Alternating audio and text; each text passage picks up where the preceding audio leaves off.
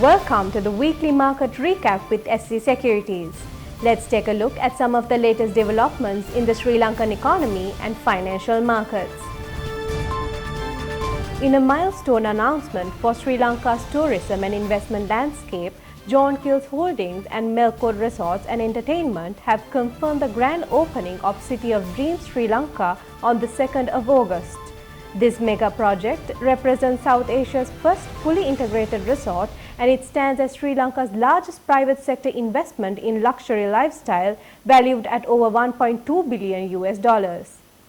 Strategically positioned in the heart of Colombo, the development features a world-class casino, the ultra-luxurious Nuwa Hotel, and a premium shopping mall, all now ready for launch. The resort is designed to bring together upscale hospitality, global standard retail, immersive entertainment, and advanced MICE facilities, making it a one-stop destination for both leisure and business travelers. The developers believe that the City of Dreams will set a new benchmark in Sri Lanka's tourism sector by leveraging the country's strategic location and the rising demand for regional tourism. The resort is expected to attract high-spending international visitors and boost foreign exchange inflows. With this high-profile launch just weeks away, Sri Lanka prepares to enter a new era in luxury tourism and entertainment. In a fresh boost to investor sentiment, UK-based global investment firm Hosking Partners has expressed renewed confidence in Sri Lanka's economic outlook. This follows what the firm identifies as a series of meaningful reforms and signs of macroeconomic recovery in the country. The London-based asset manager, which oversees investments worth over $6 billion, has taken a notably positive stance on Sri Lanka, describing it as a rare example of a frontier market that is making credible strides in economic and political reform. According to Hosking Partners, Sri Lanka is now benefiting from a combination of improved fiscal discipline, debt restructuring progress, and a clearer policy direction, all of which are helping restore investor trust. The firm believes these changes have laid the groundwork for sustainable long-term growth. In its investor commentary, Hosking Partners stated that Sri Lanka's situation stands in contrast to other emerging markets where policy uncertainty often prevails. The firm acknowledged that while challenges remain, Sri Lanka has shown the kind of policy consistency that markets tend to reward. This show of confidence from a global fund manager comes at a time when the country is actively courting foreign investment to support its recovery. As Sri Lanka gradually repositions itself on the global investment map, endorsements like this are expected to play a crucial role in attracting capital and strengthening the island's economic momentum. Sri Lanka's export sector continues to gain momentum, with total exports reaching over $6.93 billion in the first 5 months of 2025. This marks a 7.14% increase compared to the same period last year, according to the Export Development Board. In May alone, exports including merchandise and services topped $1.38 billion, showing a 6.35% year-on-year rise and a 7.3% gain from April. Merchandise exports grew by 5.46% to $5.34 billion, while services exports surged by 13.2% to $1.58 billion. Key service sectors included ICT, transport, and logistics. Notably, apparel and textile exports rose by 9.2%, tea by nearly 8%, and coconut-based products by nearly 27%. Spice exports saw the strongest growth, jumping by nearly 58%. EDB Chairman Mangala Vijayasinghe said the data reflects Sri Lanka's resilience in global trade, helped by efforts in market and product diversification. Growth was recorded in exports to India, China, Japan, Germany, and several African nations. Despite slight May declines in the US and UK markets, cumulative exports to both countries were up by 5.8% and 3.9% respectively.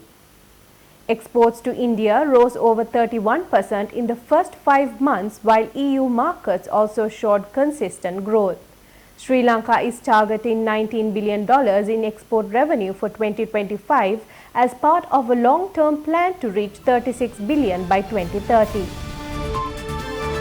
Sri Lanka is on course to meet its 2025 tax revenue target of 450 billion rupees from motor vehicle imports, according to the latest data shared by the Ministry of Finance. Presenting to the Committee on Public Finance, officials revealed that by the end of May, the country had opened letters of credit worth $596 million for vehicle imports. Of this, vehicles worth $272 million have already been imported, generating 139 billion rupees in tax revenue. A further 160 billion rupees is expected from the remaining $354 million worth of vehicles in the pipeline.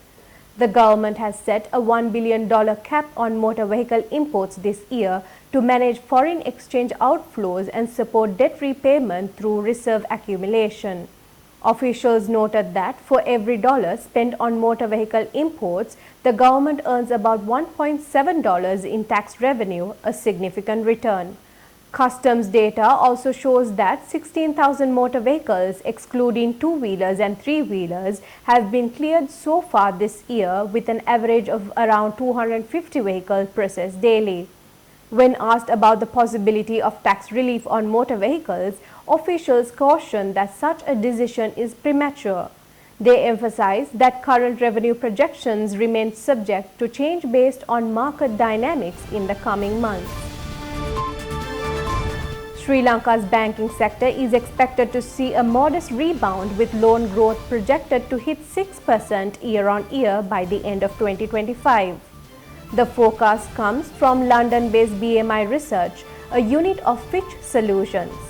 This would mark an improvement from the 4.3% growth recorded in 2024. However, BMI cautioned that achieving this target will be challenging, especially due to global uncertainties, including the impact of US tariffs under President Trump's trade policy. Currently, the proposed 44% tariff on Sri Lankan exports has been paused for a 90-day negotiation window. BMI said if talks succeed, tariffs could be scaled down to 22%. But if the full rate is applied, Sri Lanka's GDP growth in 2025 could fall to around 3%, well below the earlier projection of 4%.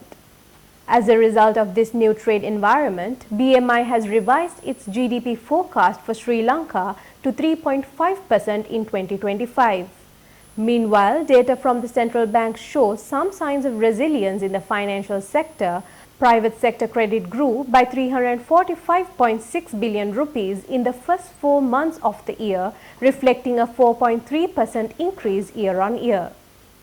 Additionally, the Stage 3 loan ratio, a key measure of non-performing loans, dropped slightly to 12.7%, down from 12.9% a year earlier. Analysts suggest that while credit conditions are gradually improving, global headwinds and trade tensions could still weigh on the country's economic momentum through the rest of the year.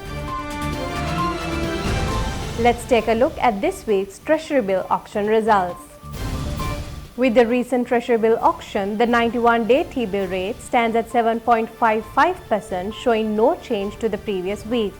The 182-day T-bill rate stands at 7.75%, up by 2 basis points, and the 1-year T-bill rate stands at 7.94%, showing no change compared to the previous week.